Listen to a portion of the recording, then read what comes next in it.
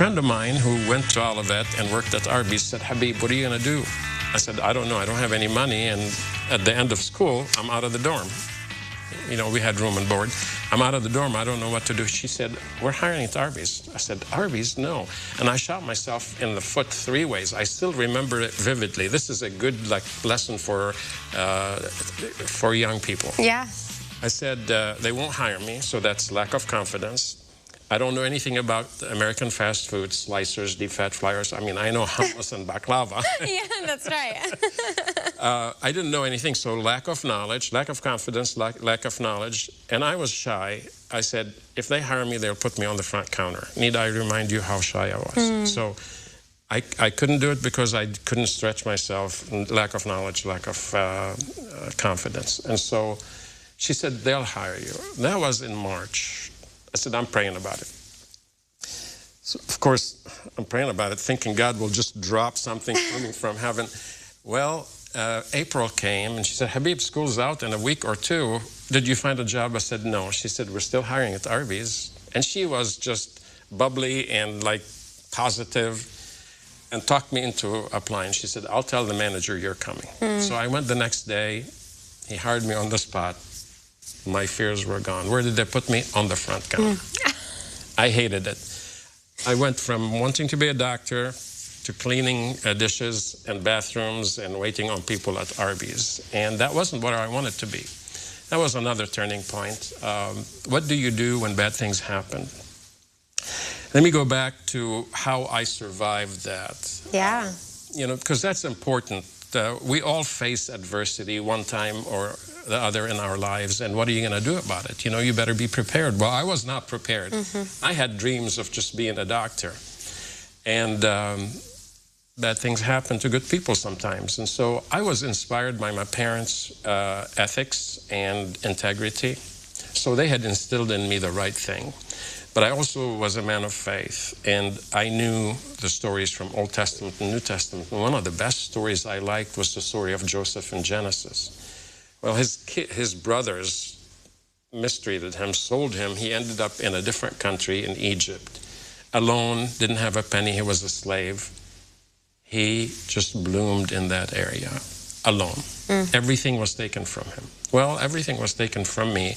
No, my brothers didn't sell me to America, but I found myself in the same situation as Joseph, and I thought, he's an inspiration.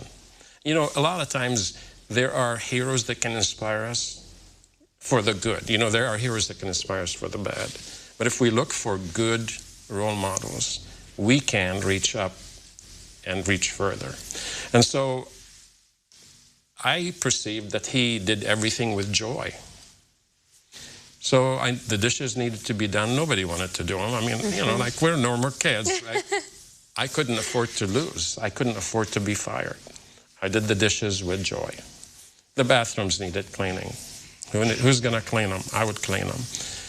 Within 2 months, they promoted me. It was not me.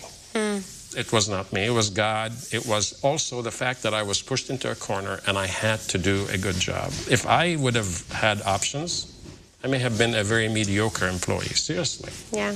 So I don't say that as a talking point, but because I had no other option, I had to do a good job. Yeah. There are many people in the world doing the same thing as me. So my story is not really unique, because I don't want to say I'm the only one that did it. There are people doing it all the time. There are mothers, brothers, children, you know, grandmothers going back to work. So I got pushed. I was promoted to assistant manager, and now it wasn't just my performance that was going to be measured. It was the performance of my team. It's so much easier to just be a good employee. I only have to control myself. But to control a team of people and be measured by their performance, you have to have different qualities. So I read 2 books that were of extreme impact to me. The Power of Positive Thinking by Norman Vincent Peale, an old book from the 50s. That told me, Habeeb, okay, things are not going your way. Are you going to do something about it, or are you just going to feel sorry for yourself? So I decided I'm not going to feel sorry for myself. I'm here. I'm not about to be a doctor anytime soon. I'm praying that my parents don't die in the war. Let me just do the best I can in the meantime. And the other book was even more helpful as a manager, How to Win Friends and Influence People by Dale Carnegie.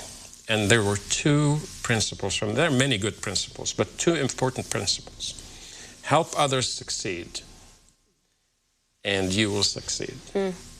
Which was important. Instead of just pushing my employees and hollering at them and, you know, making them do the job by force, if I help them succeed and meet their goals, I'm going to succeed. And even a better principle helped me was give them a great reputation to live up to. What does that mean?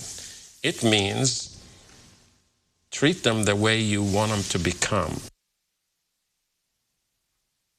I feel like we barely scratched the surface. Oh, yeah. So the full interview and podcast is going to be on our website coming Monday morning, so you don't want to miss it. And, of course, we'll have those two segments for you right after the show on CILiving.tv. Oh, I loved it. Yeah.